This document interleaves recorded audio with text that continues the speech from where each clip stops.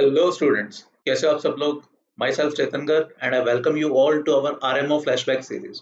आज हम ये 2009 स्टार्ट करेंगे और 2009 के हम फर्स्ट 2 क्वेश्चंस डिस्कस करेंगे। एक क्वेश्चन इसमें से ज्योमेट्रिक है और एक क्वेश्चन नंबर थ्योरी का। दोनों क्वेश्चन इंटरेस्टिंग है, ठीक है। और सेशन स्टार्ट करने से पहले यार, अगर आप किसी भी ओलंपियाड एग्जाम की प्रिपरेशन करना चाहते हो, ठीक है, चाहे वो मैथ्स ओलंपियाड है, एनएसईपी है, एनएसईसी है, दैट इज फिजिक्स ओलंपियाड है, केमिस्ट्री ओलंपियाड है, एस्ट्रोनॉमी ओलंपियाड है, या इवन जूनियर साइंस ओलंपियाड है, केवीपीवाई है या एनटीएससी है, तो kindly fill up this Google form vdnt.in/vosmaths2, ठीक है। हमारे कंसर्न पर्सन आपको कॉल करेंगे एंड वो आपको इन बैचेस में एनरोल करने के लिए हेल्प करेंगे। एंड ये batches completely free of cost है, बस आप में मेहनत करने का और सीखने का एक जुनून होना चाहिए, ठीक है। तो सेशन स्टार्ट करते हैं, ठीक है। ये फर्स्ट क्वेश्चन है ज्योमेट्री का। क्वेश्चन कह रहा है ABC is a triangle in which AB is equals to AC and let I is its in center. Okay, तो पहले हम फिगर बना लेते हैं साथ साथ। ABC is a triangle in which AB that is equal to AC and I is the in center. Let's say this is the in circle, ठीक है, और I इसका in center है, ठीक है। Suppose BC is equals to AB plus AI. Okay, तो फिर ये थोड़ा सा फिगर हमने गलत बना दी। हम थोड़ा सा ऐसे फिगर बनाते हैं ताकि BC थोड़ा बड़ा हो एटलीस्ट AB से। ABC, लेट्स से ये कुछ कुछ इन सर्कल जैसा लग रहा है ना। I is let's assume the in center। अब क्योंकि आइसोसेलेस ट्राइंगल है तो ये इसी पॉइंट पे कट करेगा और वो परपेंडिकुलर भी होगा। दिस इज आवर आई, ठीक है। अब क्वेश्चन कह रहा है BC is AB plus AI। Okay, तो we need to find angle BAC। तो इसको हम थीटा मान लेते हैं, तो ये भी ऑब्वियसली थीटा होगा, तो हमें 2 थीटा निकालना है ना। And this is obviously B/2 है ना।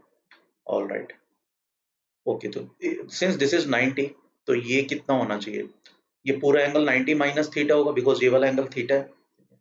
Angle I can say angle ABC that will B 90 minus theta, क्योंकि राइट एंगल ट्राइंगल है ना। Let's say this point is D, है ना। तो दिस इंप्लाइज एंगल ABI को मैं बोल सकता हूँ कितना, ये बन गया मेरा 45 माइनस थीटा बाई 2। ये हो गया 45 माइनस थीटा बाई 2, ठीक है। तो जो BID एंगल है, exterior angle is sum of two interior opposite, तो BID जो होगा वो 45 प्लस थीटा बाई 2 के इक्वल होगा, है ना। ठीक है, अब हम कहानी देख लेते हैं कि क्या बनेगी। हमें चाहिए BAC, है ना। तो ओके, यहाँ से what I can say, all right, मैं यहाँ पर हमें ये रिलेशन भी गिवन है ना, BC equal to AB plus AI, इसको भी तो यूज करना पड़ेगा। BC को मैं लिख सकता हूँ ट्वाइस ऑफ BD, है ना। तो twice of BD is AB plus AI, ये हमें क्वेश्चन में गिवन है। अब BD अपॉन AB, ये मैं बता सकता हूँ that will be sine theta, तो है ना, AB से डिवाइड करते हैं इसको, तो ये बनेगा twice of BD upon AB that is equal to 1 plus AI upon AB, ठीक है। अब थोड़ा ध्यान से समझना चीजें। BD अपॉन AB, अगर आप ABD ट्राइंगल की बात करोगे, ABD एक राइट एंगल ट्राइंगल है, तो उसमें BD अपॉन AB ये कितना होगा? BD upon AB, BD upon AB भैया आपका हो जाएगा साइन थीटा, है ना। तो ये बन जाता है twice of sine theta that will be equal to 1 plus, अब बात आती है AI अपॉन AB की, जिसको हम साइन रूल से कर सकते हैं, ठीक है। AI अपॉन AB अगर आप ढंग से देखोगे, मैं यहाँ पे लिख देता हूँ AI अपॉन AB, तो AI के सामने वाला एंगल है 45 minus theta by 2, that will be sine of 45 minus theta by 2, और AB के सामने वाला एंगल कौन सा है? AIB ट्राइंगल में, ठीक है, वो ये वाला एंगल है जो 180 माइनस ये है। अब साइन 180 माइनस थीटा तो एक ही बात होती है, साइन थीटा ही होता है, और ये वाला एंगल था 45 प्लस थीटा बाई 2, है ना। तो इसको मैं लिख सकता हूँ यहाँ पे sine of 45 plus theta by 2। मेरे हिसाब से ये बात समझ में आ रही होगी। तो ये बन जाता है अब sine of 45 minus theta by 2 upon sine of 45 plus theta by 2, ठीक है। यहाँ तक कहानी क्लियर। अब कुछ नहीं करता है, अब है ना, इसको सिंप्लीफाई करते हैं जस्ट। देखो, अब हम क्या कर सकते हैं, ये साइन 45 प्लस थीटा बाई 2 को एलसीएम लेते हैं, क्रॉस मल्टीप्लाई करते हैं, तो 2 साइन थीटा और साइन 45 प्लस थीटा बाई 2 बन जाता है।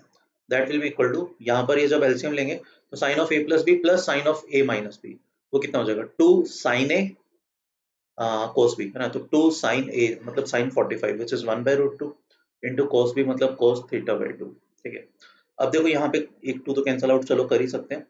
फर्दर अपन साइन थीटा को ब्रेक करेंगे 2 sine theta by 2 cos theta by 2 में, बिकॉज राइट हैंड साइड पर एक कोस थीटा बाई 2 है, तो ये बन जाता है 2 sine theta by 2 into cos theta by 2, वो कैंसिल आउट हो जाएगा, बचता है sine 45 plus theta by 2, that is equal to 1/√2, ठीक है। अब यहाँ पर इसको 2 साइन है, साइन बी का फॉर्मूला लगा सकते हैं, वो होता है cos of a minus b, तो a माइनस बी करेंगे तो cos minus 45 which is same as cos 45 minus cos a plus b, cos a plus b करते हैं तो वो बनता है cos 45 plus theta, that is equal to 1/√2, और cos 45 और 1/√2 तो एक ही बात होती है, तो मतलब cos 45 प्लस थीटा ये 0 होना चाहिए, मतलब क्लियरली 45 प्लस थीटा ये 90 आएगा, ठीक है। तो इसका मतलब जो थीटा हो गया, थीटा शुड बी 45 डिग्री, ठीक है भाई, थीटा आ गया 45 डिग्री। और हम किस में इंटरेस्टेड थे, एंगल बी ए सी में, which is actually twice of theta, तो दैट शुड बी 90 डिग्री, तो एंगल बी ए सी आ गया 90 डिग्री। तो सिंपल साइन रूल का क्वेश्चन था, है ना, हल्की फुल्की बीच में ट्रिग्नोमेट्रिक आइडेंटिटीज यूज हो रही थी, तो ये क्वेश्चन था, तो जो कि डिसेंट सा क्वेश्चन है ना, ठीक है। तो नेक्स्ट क्वेश्चन, इनफैक्ट इस क्वेश्चन को करने के और भी बहुत सारे तरीके हैं, आप आई की प्रोजेक्शन ले सकते हो, आई को एक्सटेंड कर सकते हो, डी डीसी के अबाउट मिरर इमेज लिख सकते हो, या इसको फर्दर, चलो मैं हिंट देता हूँ, आप लोग ट्राई करना, एआई जितना है ना उतना इसको एक्सटेंड कर दिया, मतलब इसको हम लेट से ई पॉइंट तक लेके सच दैट एई और एआई बराबर है। अब अगर आप ढंग से देखोगे, ये जो बीईसी ट्राइंगल है वो आइसोसेलेस हो जाएगी, ठीक है।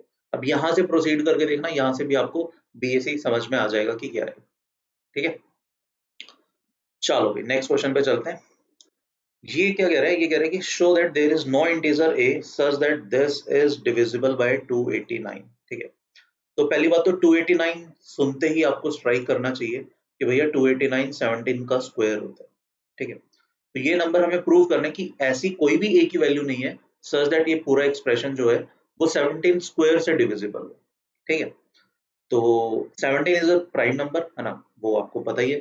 तो अगर मैं ये बात करूं, इसको मैं ना होल स्क्वायर बनाने की कोशिश करता हूँ, हमें ये प्रूव करना है कि ए स्क्वायर माइनस 3a माइनस 19, है ना, this is not divisible by 17 square, ये डिविजिबल नहीं होना चाहिए।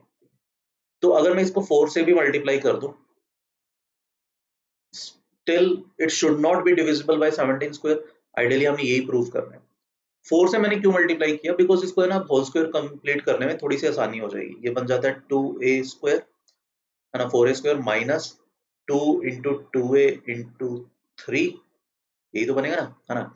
फर्दर अब हमें क्या चाहिए, इसको होल स्क्वायर बनाने के लिए हमें +3 चाहिए ना, +9 चाहिए, तो +9 -9 कर दिया, और 19 इंटू 4 ये आ गया आपका 76, ठीक है, तो -76 और है। तो घुमा फिरा के अब कहानी क्या बनी, इतने से पोर्शन को अगर आप ढंग से देखोगे, ये बन जाता है twice of a -3 whole square -85, ठीक है। अब प्रैक्टिकली हमें ये प्रूव करना है कि ये वाली जो चीज है वो 17 स्क्वायर से डिविजिबल नहीं हो सकती, ठीक है। फिर ध्यान से हमने देखा इस टर्म को, भैया ये तो 17 का मल्टीपल है, तो 85 है। अब मान लेता हूँ मैं, इसको कॉन्ट्राडिक्शन से प्रूव करते हैं, मान लेते हैं कि हम ये 17 स्क्वायर से डिविजिबल है, तो ऑब्वियसली ये वाली चीज जो है वो 17 से तो डिविजिबल होगी, है ना। ये वाला पार्ट क्लियरली 17 से डिविजिबल है, तो इसका मतलब 2a minus 3 squared, this must be divisible by 17, but 17 तो एक प्राइम नंबर है। अब किसी चीज का स्क्वायर अगर एक प्राइम नंबर से डिविजिबल है, तो इसका मतलब 2a minus 3 को भी क्या होना पड़ेगा, 17 से डिविजिबल होना पड़ेगा। अब अगर 2a minus 3 17 से डिविजिबल है, तो मैं यहां से ये बोल सकता हूँ कि 2a minus 3 square actually 17 square से डिविजिबल होगा। ये बात समझ में आ रही है। अब हमें प्रूव करना था, या हमने ये माना था कि ये वाली चीज 17 स्क्वायर से डिविजिबल है, तो 2a माइनस 3 स्क्वायर इतना सा पार्ट तो मैंने बोल दिया कि भैया 17 स्क्वायर से डिविजिबल है, तो आइडियली ये भी 17 स्क्वायर से डिविजिबल होना चाहिए, बट ये डिविजिबल नहीं है, तो इसका मतलब ये पूरा नंबर कभी भी 289 से डिविजिबल नहीं हो सकता। मैक्सिमम 17 से हो सकता है डिविजिबल, बट 17 स्क्वायर से नहीं हो पाएगा। 17 से तो हो जाएगा ना, 2a माइनस 3 को आप 17 का मल्टीपल बना दो, 17 ही बना देते हैं, तो a की वैल्यू 10 आ जाती है, a की वैल्यू 10 डाल दोगे अगर आप इसमें, तो ये पूरा एक्सप्रेशन 17 से डिविजिबल हो जाएगा, बट 17 स्क्वायर से नहीं हो पाएगा। ठीक है, तो आई होप ये वाली चीज अभी क्लियर होगी सबको। ठीक है, तो भाई आज के सेशन में इतना ही। आज अपन ने 2009 के first and second question discuss किए, एंड नेक्स्ट लेक्चर में हम नेक्स्ट 2 क्वेश्चन डिस्कस करेंगे। बट अगेन, अगर आप किसी भी मैथ्स ओलंपियाड के लिए प्रिपेयर करना चाहते हो, इवन इफ मतलब चाहे वो प्री आरएमओ है, आरएमओ या इनमो है, या आप फिजिक्स केमिस्ट्री या केवीपीवाई के लिए प्रिपेयर करना चाहते हो, तो kindly fill up this Google form bdnt.in/VOSmaths2। हमारे कंसर्न पर्सन आपको कॉल करेंगे and they will help you out in getting enrolled in these batches, right? So we will meet you in the next session. Next session में अपन next 2 question discuss करेंगे 2009 के। Please till then take a very good care of yourself. Thank you. Bye bye.